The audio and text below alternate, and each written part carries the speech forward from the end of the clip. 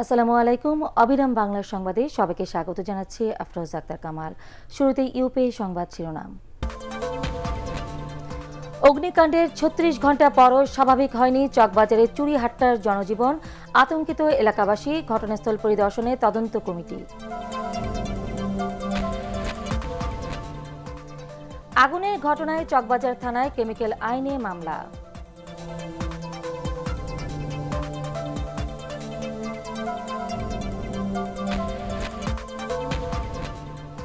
এবং পুরান ঢাকার অগ্নিকাণ্ডের ভয়াবহতার অন্যতম কারণ রাসায়নিক ও তাজ্য পদার্থের কারখানা গুদাম।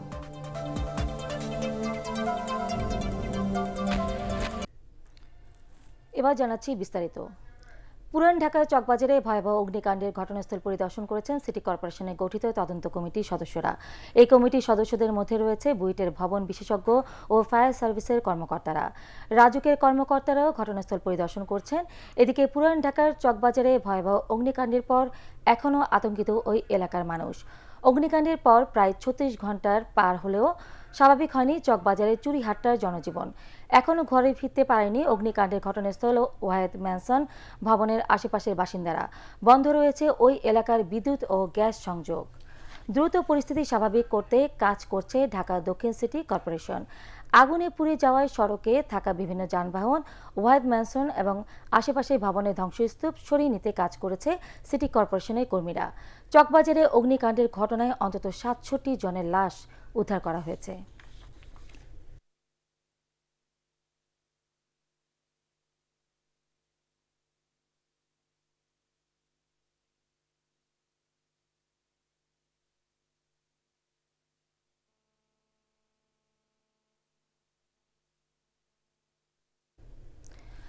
দর্শক, দুর্ঘটনাস্থলে রয়েছেন আমাদের সহকর্মী মাহবুব কবির চপল। কথা বলছি তার সঙ্গে। চপল, আপনি তো চকবাজারে রয়েছেন, তো নতুন কি তথ্য আছে আপনার কাছে?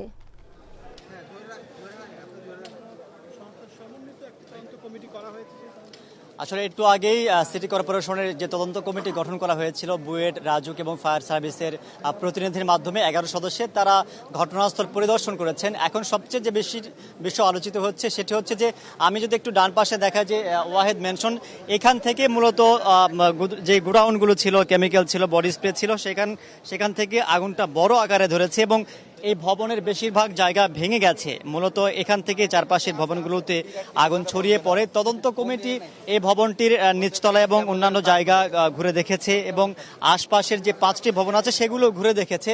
আর তারা যেটি জানিয়েছেন যে ক্ষতির আশঙ্কা করেছে, যে পরিমাণ ক্ষতিগ্রস্ত হয়েছে, তারা সেটি নথিবদ্ধ করেছেন।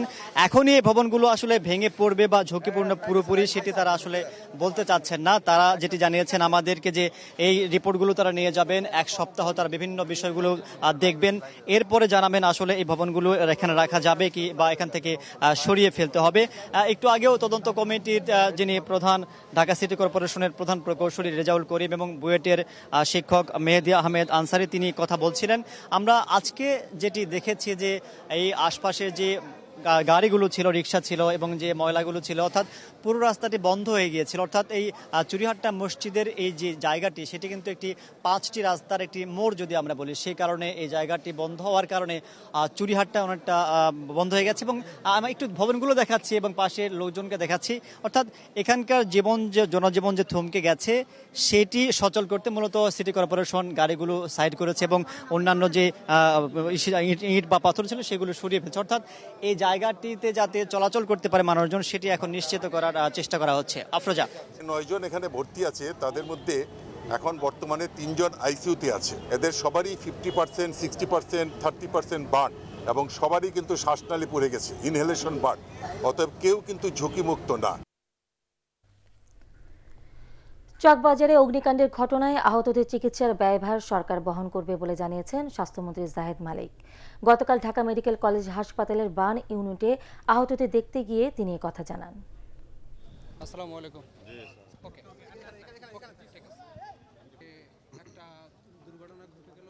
দিতে পারে সেই স্বাস্থ্য সেবাটা আমরা পুরাপুরি বিনামূল্যে দেওয়ার ব্যবস্থা করেছি এবং এটা অনেক ব্যয়বহুল সেবা। আজকে যারা এখানে অগ্নিদগ্ধ হয়ে আছে, যারা সেরে উঠবে তাদের কিন্তু কয়েক মাস লাগবে সেরে ওঠা, পুরাপুরি তাদেরকে চিকিৎসা শেষ করা। অর্থাৎ এখানে পরে প্লাস্টিক সার্জারিও অনেকের লাগবে। এই কাজগুলো তো সরকার করবে। চকবাজারের চুরিহাট্টায় ভয়াবহ অগ্নিকাণ্ডের ঘটনায় কেমিক্যাল আইনে মামলা হয়েছে। পুলিশ বাদী হয়ে অজ্ঞাতনামা ৫-৭ জনকে আসামি করে চকবাজার থানায় অপমৃত্যু মামলা করেছে।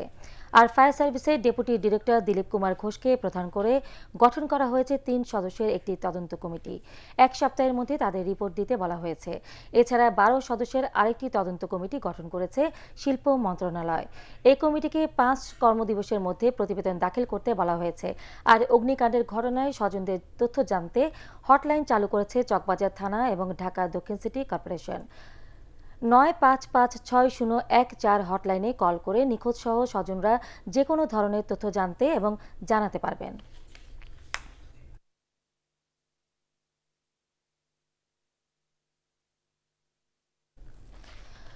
পুরান ঢাকার অগ্নিকাণ্ডের ভয়াবহতার অন্যতম কারণ এখানকার রাসায়নিক ও দাহ্য পদার্থের কারখানা ও গুদাম। নিমতলী ট্র্যাজেডির পর বিভিন্ন সময় সরকারের পক্ষ থেকে কারখানা ও গুদাম সরানোর কথা বলা হলেও ৯ বছরেও কোনো অগ্রগতি হয়নি। ফলে ঝুঁকি নিয়েই দিন কাটাচ্ছেন মানুষ। হুমায়ুন চিস্তির রিপোর্ট। পুরনো ঢাকার কেবি রুদ্রলেনের এই জরাজীর্ণ ভবনে রয়েছে বেশ কয়েকটি রাবার, প্লাস্টিক ও জুতার কারখানা এবং গুদাম। ভবন ধস ও আগুনের আতঙ্কে দিন কাটছে এর আশপাশের বাড়ির মানুষদের। আতঙ্কিত, যে কোনো সময় একটা অগ্নিকাণ্ড ঘটতে পারে। আগুন রাখলে নিমতল্লি কি চুরিহাট্টা ভয়াবহ আছে, এতে ডবল হবে। প্রশাসন জানে অনেক কিছু হয়, কিন্তু প্রশাসন কিছুই করে নাই এখন পর্যন্ত। পুরানো ঢাকার প্রায় বাড়িতেই রয়েছে এমন দাহ্য পদার্থের গুদাম ও কারখানা। পরিবেশবাদী সংগঠন পবার হিসেবে এখনো প্রায় 850 কারখানা ও গুদাম রয়েছে এখানে।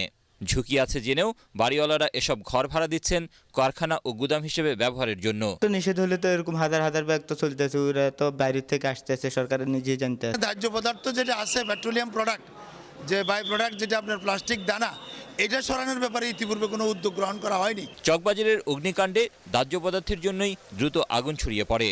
ঘনবসতিপূর্ণ ও সরু রাস্তাঘাটের জন্য যানজটের পাশাপাশি আগুন লাগলে তা নিয়ন্ত্রণে আনতে বেগ পেতে হয় ফায়ার সার্ভিস কর্মীদের। কেমিক্যালগুলো কিন্তু খুবই দাহ্য পদার্থ, এগুলো কিন্তু খুবই এক্সপ্লোর করতেছিল একবারে। অনেক জায়গায় অবৈধ কেমিক্যাল এগুলো চলছে, এখন আসে এগুলো। আমরা নর্মালি কেমিক্যালের কোনো সার্টিফিকেট দিই না। 2010 সালে নিমতলী ট্র্যাজেডিতে অগ্নিদগ্ধ হয়ে প্রাণ হারায় 124 জন মানুষ। এরপর সরকারের পক্ষ থেকে বিভিন্ন কমিটি করা হয়, কিছু অভিযানও চালানো হয়, তবে তার কোনো অগ্রগতি নেই। প্রশাসনিক ব্যাপার আছে, উচ্চ পর্যায়ে একটা নির্দেশনা ব্যাপার আছে, সব মিলে সমন্বয় করতে গিয়ে দেরিটা। এলাকাবাসী বলছেন বিপজ্জনক রাসায়নিক ও দাহ্য পদার্থের কারখানা ও গুদাম সরাতে সরকারকেই কঠোর উদ্যোগ নিতে হবে। নিমতলী থেকে চকবাজার 9 বছরেই আবারও সেই ভয়াবহ অগ্নিকাণ্ডের পুনরাবৃত্তি। আর এই আগুনের ভয়াবহতার অন্যতম কারণ এখানকার অসংখ্য দাহ্য পদার্থের দোকান, কারখানা ও গুদাম। ঘটনা যখন ঘটে তখন প্রশাসনের টনক নড়ে, দেখা যায় নানা তৎপরতা, একসময় থেমে যায় সবকিছুই। আর এই থমকে যাওয়াই জন্ম দেয় এক একটি নিমতলী ও চকবাজার ট্র্যাজেডির। কিন্তু এভাবে আর কতদিন, এই প্রশ্নই এখানকার মানুষের। হুমায়ুন চিস্তি, এটিএন বাংলা, ঢাকা। ঢাকার চকবাজারে অগ্নিকাণ্ডে নিহতদের আত্মার মাগফিরাত কামনা করে শুক্রবার দেশের সব মসজিদে বাদ জুমা বিশেষ মোনাজাতের অনুরোধ করেছেন ধর্ম প্রতিমন্ত্রী শেখ আব্দুল স্না। বৃহস্পতিবার রাতে ধর্ম মন্ত্রণালয় থেকে পাঠানো এক প্রেস বিজ্ঞপ্তিতে তিনি অন্যান্য ধর্মীয় উপাসনালয় দুর্ঘটনায় নিহতদের আত্মার শান্তি কামনা করে বিশেষ প্রার্থনার অনুরোধ জানিয়েছেন। ATN Bangla chairman doctor Mahfuzur রহমানের অনুরোধে ডিবেট ফর ডেমোক্রেসির উদ্যোগে অভিনেতা অনন্ত জলিলের এজেআই গ্রুপে চাকরি দেওয়া হয়েছে 5 দৃষ্টি প্রতিবন্ধী বিতার্কিককে। অন্য স্টাফদের মতো প্রতিদিন অফিস করছেন তারা। সবার সহযোগিতায় থাকলে দৃষ্টি প্রতিবন্ধীরাও চাকরি করতে সক্ষম বলে মনে করেন বিশিষ্টজনরা। আরও জানাচ্ছেন শফিকুল ইসলাম শামীম। অনেক প্রোগ্রাম করেছি।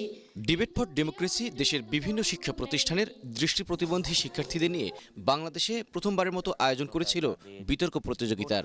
অনুষ্ঠানে দৃষ্টি প্রতিবন্ধীদের চাকরি দেওয়ার জন্য এটিএন বাংলার চেয়ারম্যান সমাজের বিত্তবানদের প্রতি আহ্বান জানিয়েছিলেন। সব সারির লোকের সঙ্গে যাতে তারা একত্রে কাজ করে যেতে পারে, এটারই একটি ব্যবস্থা আমাদের সবার করা উচিত। এরপর শিল্প উদ্যোক্তা অভিনেতা অনন্ত জলিল ও বর্ষা তাদের প্রতিষ্ঠানে 5 জনকে চাকরি দেওয়ার প্রতিশ্রুতি দেন। এরই ধারাবাহিকতায় ঢাকা বিশ্ববিদ্যালয় ও ইডেন মহিলা কলেজের 5 শিক্ষার্থী এজেআই গ্রুপে এডমিন বিভাগে কাজ করছেন। এটিএন বাংলার চেয়ারম্যান যে আছেন, আমাদের যে এত বড় সুযোগ করে দিয়েছেন ডক্টর মাহফুজুর রহমান স্যার, ওনাকে অনেক অনেক ধন্যবাদ জানাচ্ছি। তারা যে আমাদের জন্য কি সুযোগ এনে দিয়েছে সেটা আমরা যে ভুক্তভোগী, আমরা যে কত সুখী। বিশিষ্ট ব্যবসায়ী অভিনেতা অনন্ত জলিল ভবিষ্যতেও দৃষ্টি প্রতিবন্ধীদের পাশে থাকার অঙ্গীকার করেন। আমি যখন এই ডেভিড ফর ডেমোক্রেসিতে গেলাম, যখন ওনাদেরকে দেখলাম, আল্লাহ তাআলা তাদেরকে দৃষ্টি দেয় নাই, বাট মনের দৃষ্টিতে তারা যে শিক্ষিত, সুশিক্ষিত, এটা দেখে আমি মুগ্ধ হই। যারা ওদের মতো শিক্ষিত, ওদেরকে চাকরি দিলে কোম্পানি লাভবান হবে, এটা আমার বিশ্বাস। ডিবেট ফর ডেমোক্রেসির চেয়ারম্যান হাসান আহমেদ চৌধুরী কিরণ বলেন, যোগ্যতা থাকা সত্ত্বেও দৃষ্টি প্রতিবন্ধীরা চাকরি পাওয়ার ক্ষেত্রে বৈষম্যের শিকার হন। সমাজের যে বিত্তবানরা এগিয়ে আসলো, এই যে উদাহরণ তৈরি হলো অনন্ত জলিলের মাধ্যমে, আমি মনে করি এর পুরো কৃতিত্ব এটিএন বাংলার এবং এটিএন বাংলার চেয়ারম্যান ডক্টর মাহফুজুর রহমানের। কারণ হচ্ছে গিয়ে তার এই চ্যানেলের মধ্যে দিয়ে আমরা কিন্তু এই অন্ধ ছেলে মেয়েদের বিতর্ক প্রতিযোগিতার আয়োজন করে দিয়ে সারা দেশের মানুষকে আমরা জানিয়ে দিয়েছি তাদের কর্মসংস্থানের সুযোগ দরকার। এজিআই গ্রুপের মতো অন্যান্য প্রতিষ্ঠানও দৃষ্টি প্রতিবন্ধীদের কর্মসংস্থানের ব্যবস্থা করবে, এমনটাই প্রত্যাশা সবার। শফিকুল ইসলাম শামীম, এটিএন বাংলা, ঢাকা। আন্তর্জাতিক সংবাদ।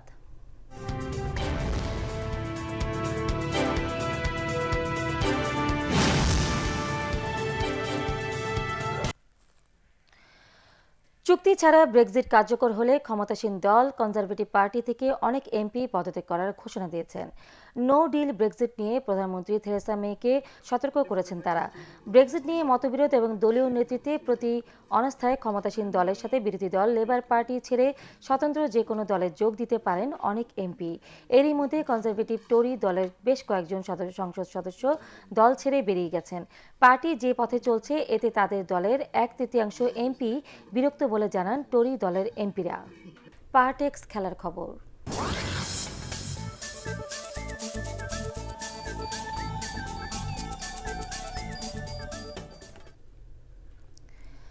আলাদা আলাদা ম্যাচে জয় দিয়েই উয়েফা ইউরোপা লিগের শেষ 16তে উঠল চেলসি ও আর্সেনাল। ঘরের মাঠ স্ট্যামফোর্ড ব্রিজে সেরা 32-এ দ্বিতীয় লেগে মালমোকে 3-0 গোলে হারায় চেলসি। ম্যাচের 55 মিনিটে অলিভার জিরো এগিয়ে দেন তাদের। 73 মিনিটে মালমোর ব্যাঙ্গটসন লাল কার্ড দেখে মাঠ ছাড়ার পরে 10 মিনিটে 10 জনের দলটির বিপক্ষে আরও 2 গোল করে শেষ 16তে খেলা নিশ্চিত করে ব্লুরা। এদিকে দিনের অন্য ম্যাচে ব্যাটে বরিসভকে 3-0 গোলে হারিয়ে 2 লেগ মিলে 3-1 ব্যবধানে পরের রাউন্ডে ওঠে আরেক ইংলিশ ক্লাব আর্সেনাল। 4 মিনিটে ভল্কবের ওন গোলের পর বিরতির আগে পরে আরও 2 গোলে প্রথম লেগের হারকে পাল্টে দেয় গানাররা। শেষ করার আগে ইউপে সংবাদ শিরোনাম আরও একবার। অগ্নিকাণ্ডের 36 ঘন্টা পরও স্বাভাবিক হয়নি চকবাজারের চুরিহাট্টার জনজীবন। আতঙ্কিত এলাকাবাসী, ঘটনাস্থল পরিদর্শনে তদন্ত কমিটি। আগুনের ঘটনায় চকবাজার থানায় কেমিক্যাল আইনে মামলা।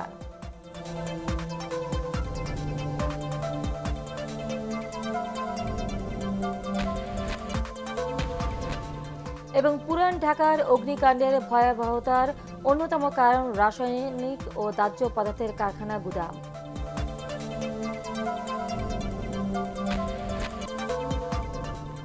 পরবর্তী সংবাদ দেখার আমন্ত্রণ জানিয়ে এখনকার মতো শেষ করছি। এছাড়া এটিএন বাংলার সংবাদ ইউটিউবে দেখতে ব্রাউজ করুন www.youtube.com/18tube। সাবস্ক্রাইব করে থাকুন এটিএন বাংলার সাথে।